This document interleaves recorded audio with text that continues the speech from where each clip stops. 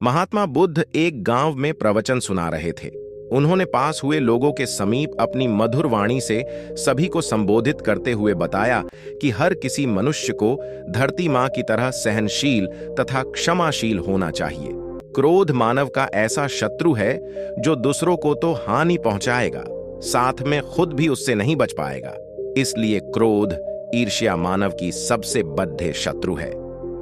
सभा में सभी लोग शांति से उनकी बात को ध्यानपूर्वक सुन रहे थे। तभी वहां उस सभा में एक अति क्रोधी व्यक्ति भी उपस्थित था। वह पहले तो उनकी बात सुनता रहा, फिर वह अचानक महात्मा जी से क्रोधित होकर बोला।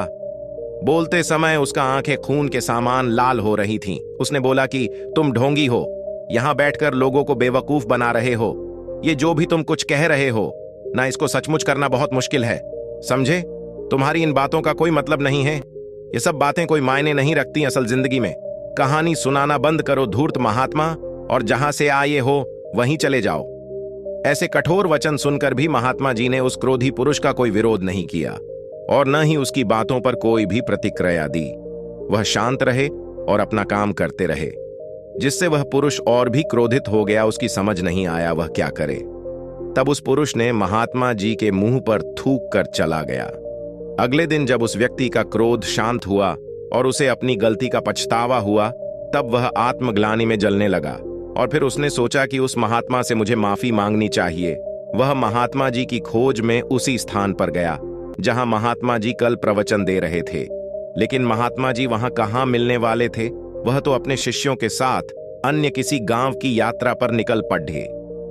वह पुरुष सब लोगों से महात्मा जी के बारे में पूछता उस स्थान पर पहुंच गया जहां की महात्मा जी प्रवचन कर रहे थे।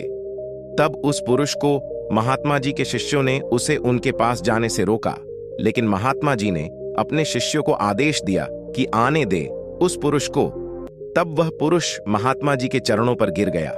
उनसे बोला, मुझे क्षमा कीजिए महाराज। उसने महात्मा जी से पूछा, क्या आप भूल गए हो कि मैं वही जिसने कल आपका इतना अपमान किया था? मैं अपने दुष्ट कृत्य की आपसे माफी मांगता हूं। तब महात्मा जी ने बड्ढे शालीनता से उस पुरुष से बोले कि कौन सी बात?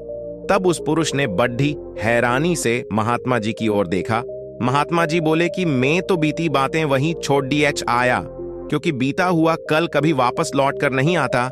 इसलिए बीती हुए बातों की वजह से आज और अपना आने वाला कल नहीं बिगड़ना चाहिए।